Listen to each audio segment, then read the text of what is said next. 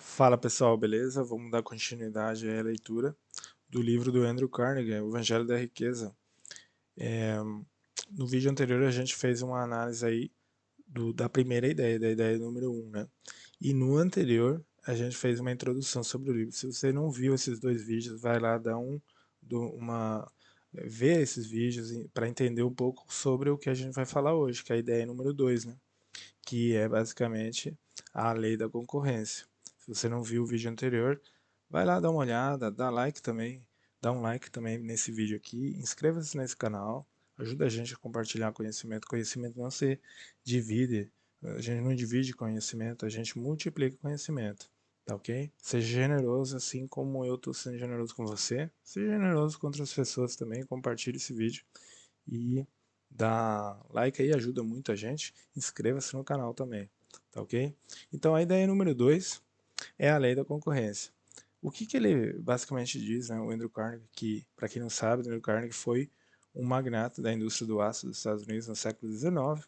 Ele se tornou o homem mais rico na época, né? Ele foi e é considerado até hoje o pai da filantropia, que ajuda o próximo, né? Sempre que vai ter alguém mais necessitado que você que tem menos. Você precisa ser essa pessoa, a pessoa que ajuda essa pessoa, tá ok? E no Evangelho da Riqueza ele fala um pouco disso, ele explica bastante sobre essas ideias que ele tinha. Ele que foi uma pessoa que começou do zero. Se você não viu os vídeos anteriores, repito, vai lá dar uma olhada para vocês entenderem o que eu estou falando aqui, que é a terceira, esse daqui já é a terceira parte, tá ok? E, bom, a lei da concorrência é o seguinte, o que ele quer, ele transmite nesse livro, né?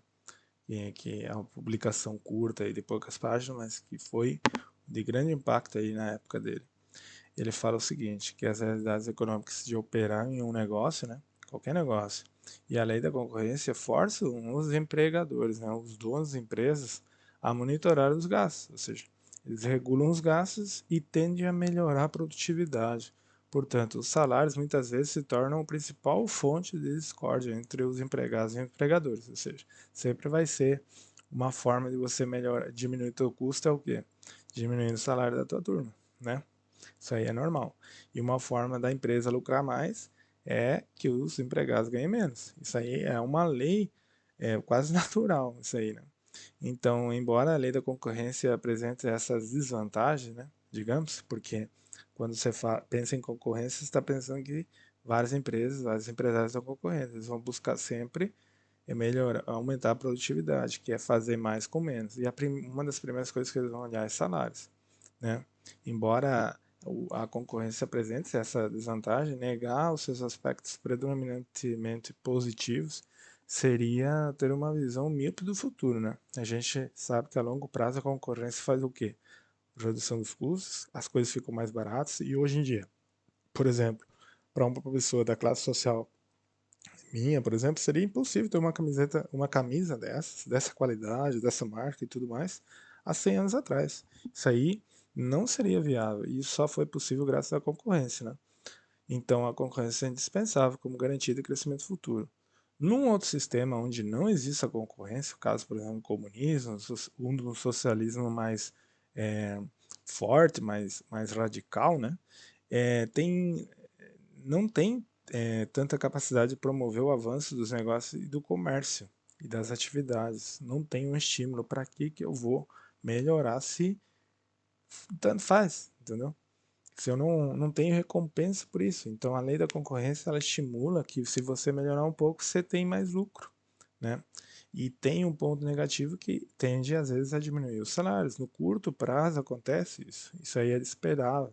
Aconteceu na China, por exemplo. A China era o país que tinha os salários mais baixos. Hoje em dia a China continua sendo o maior produtor, mas não mais pelos salários. Muita gente não sabe, mas o salário médio na China já é mais alto que no Brasil, sendo que aparentemente o Brasil teria que ser maior, né? Mas se você entrar em qualquer estatística, você vai ver que a renda per capita da China já é maior que a do Brasil. E os salários médios na China, em muitas regiões da China, são muito mais altos que no Brasil. Viver em Xangai, por exemplo, o salário médio em Xangai, né, na China, é em torno de US$ 1.000. Quanto que é US$ 1.000? É em torno de 5.000, R$ 6.000. A média do salário lá em Xangai, na China, que é a terceira maior cidade do mundo, para vocês terem uma ideia, detrás de Seul e de Tóquio, né?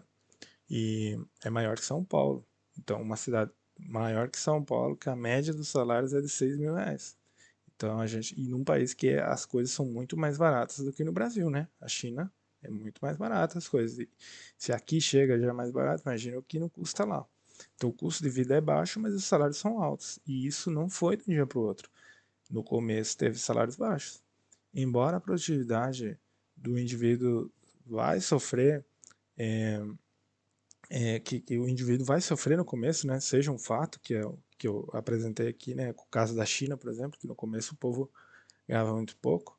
A sociedade como um todo, a longo prazo, ela colhe os benefícios, né? Tem benefícios dessas medidas. Isso que o Andrew Carnegie falava. Já em 1800 ele apresentava esse conceito e hoje a gente continua vendo isso.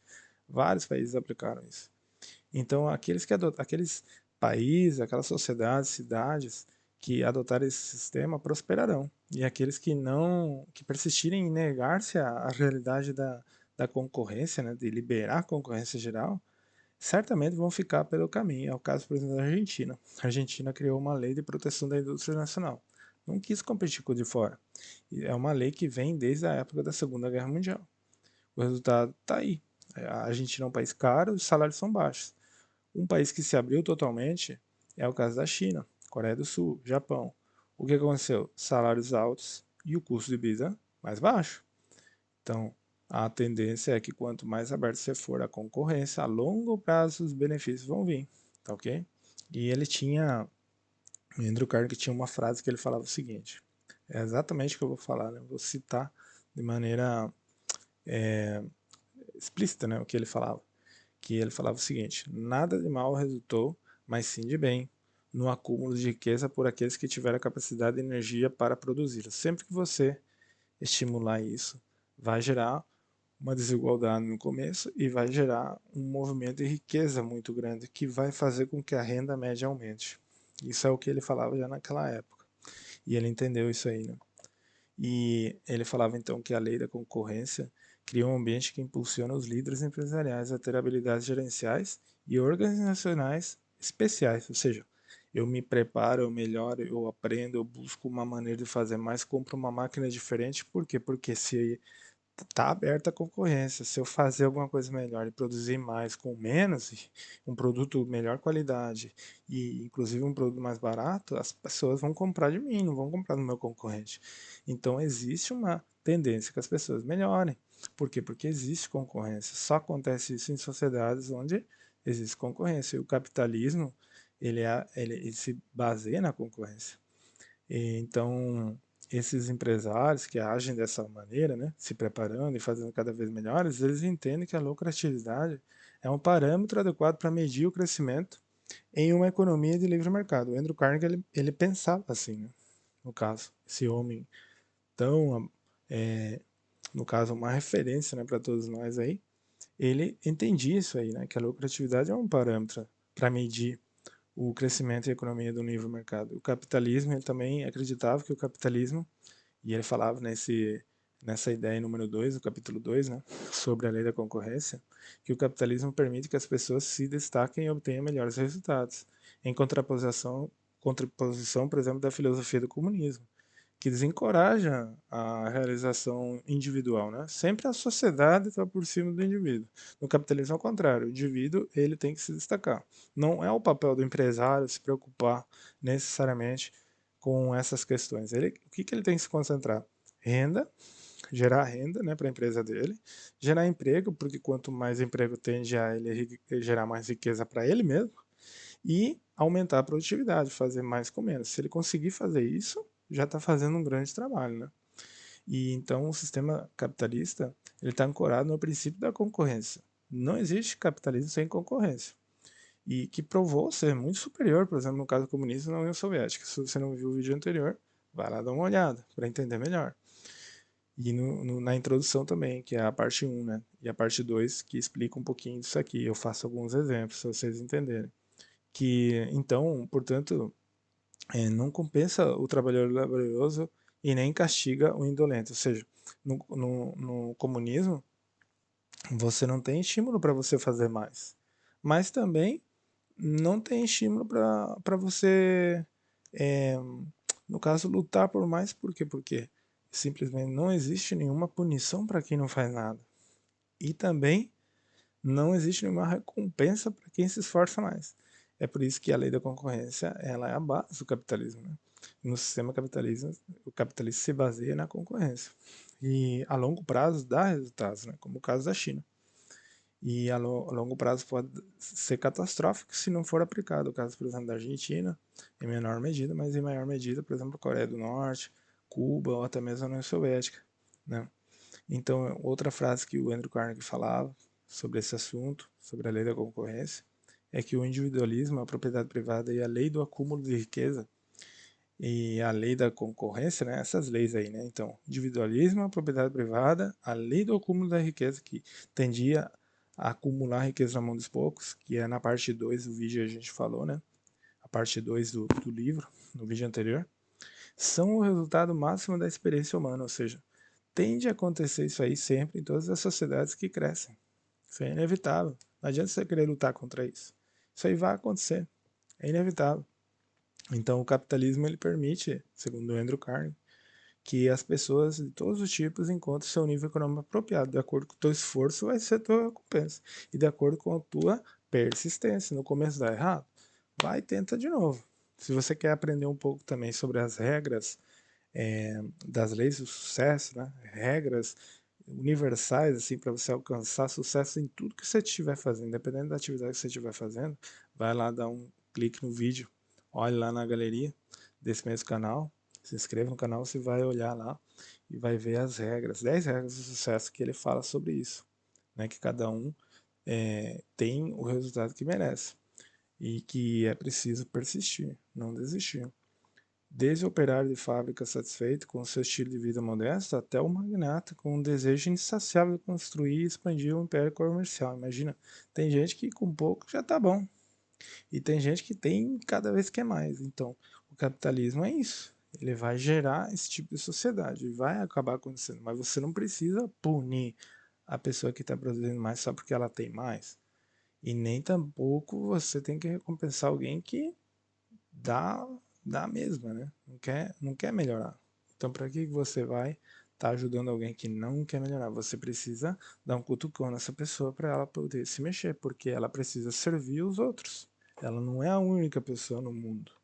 Ela precisa servir também os outros. E a única forma de você se enriquecer de maneira honesta é servindo os outros. Então, o capitalismo ele reconhece que existe de alguma maneira uma centelha, como se fosse uma coisa interna no indivíduo que cada ser humano que cada ser humano tem. E ele desencoraja os limites artificiais que podem sufocar o crescimento. Ou seja, numa sociedade capitalista é impossível você em um ano ganhar US$ 1 bilhão. Tá ok? Menos, talvez aí alguma mega sena aí lá nos Estados Unidos, né? Mas numa situação normal não acontece isso. No, também não é possível, por exemplo, no capitalismo, você, se você não tem nada, no ano seguinte você, de maneira honesta, você ter já uma mansão. Você precisa se esforçar, você precisa servir o próximo, os outros ao seu redor para você ter isso, você alcançar. Você tem que ter esse objetivo, mas daí você tem que se esforçar. Para obter esse resultado, você vai ter que servir os outros. Embora o sistema pode ser imperfeito, né? Como a gente vai ver nos próximos capítulos algumas ideias para compensar essas imperfeições que o Andrew Carnegie apontava, a recompensa devidamente a cada pessoa vigorosa, né? Cada esforço tem uma recompensa e gera motivação e faz com que o meio de acumulação de propriedades de bens seja mais justo. Ou seja, maior esforço, maior recompensa, é mais justo. Mas isso tende a gerar uma acumulação de renda, que lá na primeira parte do Evangelho da Riqueza, no primeiro vídeo dessa série, vai lá dar uma olhada. Eu fiz uma explicação geral disso aí na introdução do que o livro quer transmitir, tá ok? Então, o vídeo de hoje ficou por aí. Se você gostou, dá um like, faça um comentário, compartilhe conhecimento. Conhecimento a gente multiplica, não divide. E seja generoso, sempre tem alguém que sabe menos que você. Não acredite que você é o menos de todos. Sempre tem alguém que tem menos que você, tá ok? Compartilhe conhecimento e sempre busque conhecimento, porque é a base do crescimento de qualquer pessoa, tá ok? Várias pessoas recomendam que você leia, estude mais. Nunca se canse de conhecimento. Desde a Bíblia até pessoas laicas, né, falam sobre isso. Tá ok? Então no próximo vídeo a gente vai ver a ideia número 3, que é sobre a distribuição de riqueza no capitalismo, né? Que é do livro O Evangelho da Riqueza, que é a parte 4, a parte 4, o próximo vídeo, tá ok? A gente se vê lá, pessoal. Não deixe de se inscrever nesse canal e dê like aí nesse vídeo, tá ok? A gente se vê lá. Falou, pessoal. Obrigado, viu, por tudo.